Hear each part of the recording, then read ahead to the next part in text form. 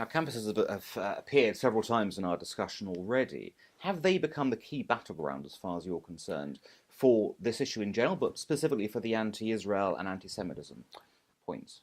Campuses are always the key focal point because campuses are always a reflection of the future.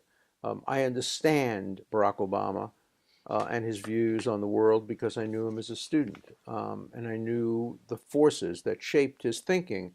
As a young student with an open mind, minds tend to close fairly early in one's life. And so universities are the crucial place where ideas are formed, and often very bad ideas are formed. Universities today are largely a failure when it comes to engaging in nuanced discussion of complicated issues, particularly around the Middle East. It's very difficult to have a calibrated, nuanced, intelligent discussion of the pros and cons of the Palestinian narrative, the Israeli narrative. People just simply go down one path or the other. All I try to do in my discussions of the Middle East is to introduce some degree of nuance and complexity to the discussion, and it's an uphill fight.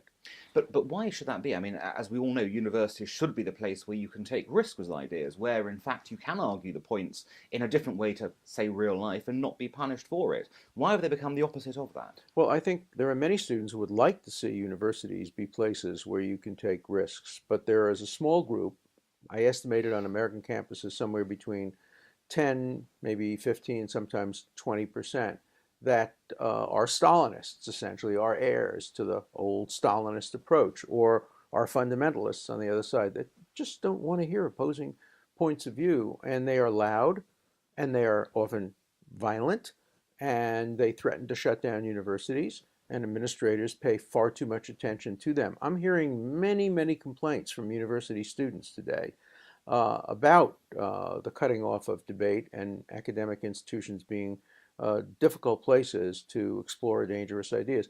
I taught a course at Harvard called Taboo, uh, Subjects You Can't Discuss at Universities, and it was a very successful course. People clamored to hear about these kinds of issues. They wanted to talk about race and gender and the kinds of issues that are very difficult to talk about on campus: torture, uh, Israel, the Palestinian conflict. And they wanted to talk about it in a nuanced way, but they're stopped from doing it by many on the campus, and that filters up to the university. Having said that, let me make one very controversial point. Now, this point has a lot of exceptions, but I have never met as a group a less courageous group of people in my 50 years of teaching than tenured full professors at major universities. Uh, I've never met a group that is unwilling to express views that they honestly believe in if they believe their views will offend students or upset students. You'd think that tenure would protect. It doesn't. What tenure does is it just enables professors to become intellectually lazy and to refuse to express views that might offend students because it will affect their student evaluations, their ability to go to other universities, their ability to obtain honorary degrees, their ability to be admitted to the American Academy or other academies of arts and sciences.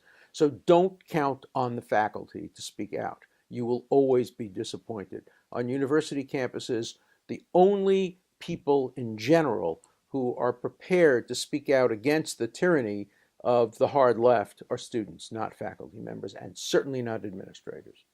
If that's the case, that's quite a shocking thing to say because we're always told that as you're building your career as an academic, you stay silent and then you can express your views once you hit the top point. But if that's correct, what hope is there then to overturn some of the things that we're seeing? Because students are transient. Students are there for 3, 4 years perhaps before moving on. What can you see in the arsenal? What is there that's going to, kind of change the tide on this debate? Well, I think we have to recognize that universities consist not only of the current student body, 4 years, the current faculty, maybe 20 or 30 years, but also the alumni base, people who have a major stake in the credibility of the universities and people who support the universities. They have to speak out more. And students have to push their professors to express views. When I speak at universities, and I do all over the world, um, making the case for Israel, and I make the nuanced two-state solution, center liberal case for Israel. Inevitably, I get calls the next day from professors who I know And the call usually comes in the form of a whisper on the phone. Thank you so much for speaking out on behalf of Israel. Why won't you speak out? Well, I'm concerned that it'll affect my this or that, and I'm up for chairmanship of the department, and I have a grant that's pending, and I have an application for this group or that group. Everybody has an excuse for why they won't speak out. But if students pressure them to speak out, I think it could have an impact. That's interesting, but I note your point about alumni as well. Do you think that alumni are using their power their economic power sufficiently, in order to affect change on campus? No, they only do it in extreme cases. So that, for example, if any American university ever were to divest from Israel, we would be able to bring that university down, and we would. When Hampshire University faculty voted to divest from Israel, I called the president, and I said, if you divest from Israel, we, the alumni, I was the father Mm. of an alum, we will divest from Hampshire and we will shut you down. Oh, how can you shut down a university? We will fight fire with fire. And Did divestment, they and reverse they their course? reversed it. And no American university has accepted divestment. And if any did, we would marshal all the alumni to make their power known.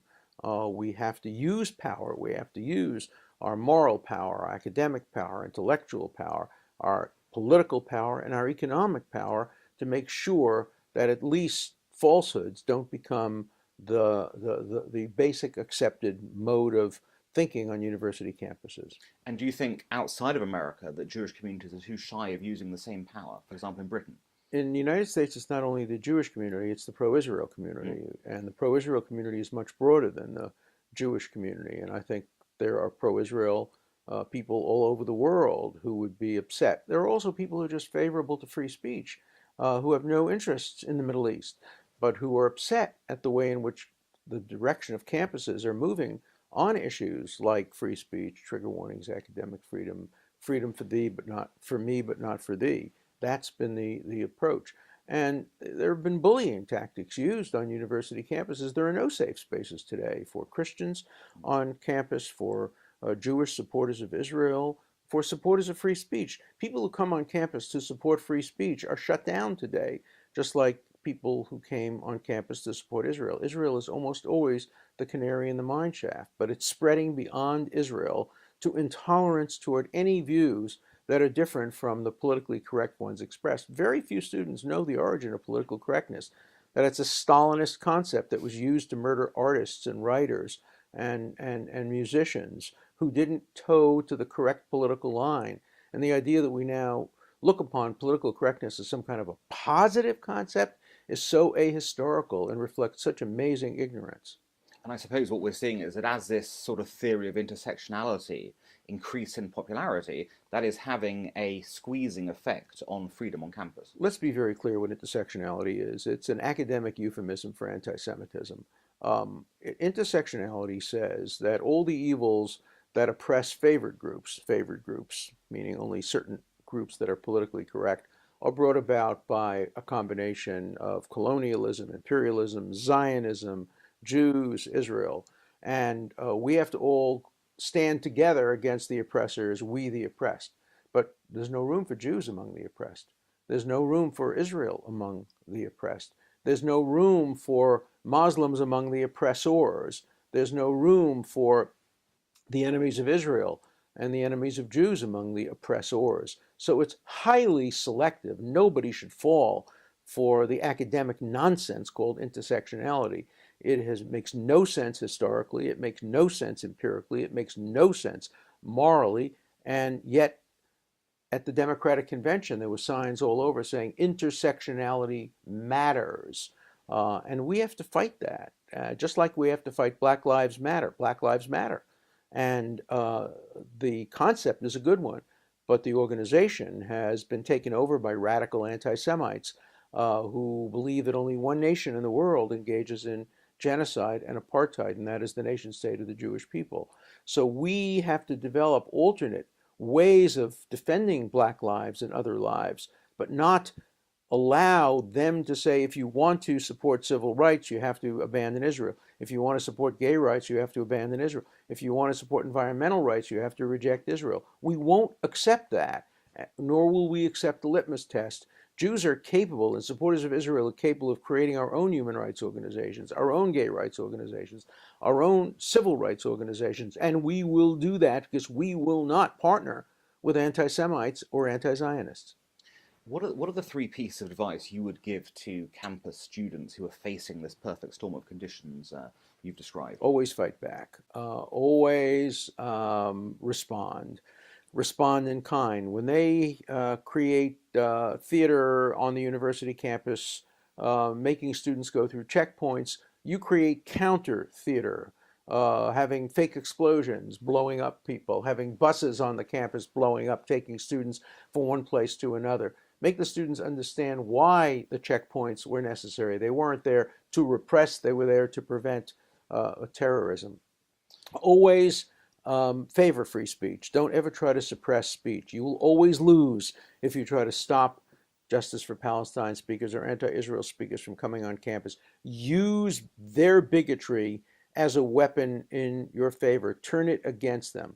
Encourage their speech on campus. Make sure your speech is encouraged on campus. And finally, demand equality. Everything must be equal. So, for example, at the University of California at Berkeley, they're trying to promote a course on why Israel shouldn't exist. And they say academic freedom. So have somebody propose a course on why there is no such thing as the Palestinian people. I don't believe that for a minute, but let them propose a course and see if academic freedom is really at work or selective use of academic freedom to favor one point of view. Constantly challenge.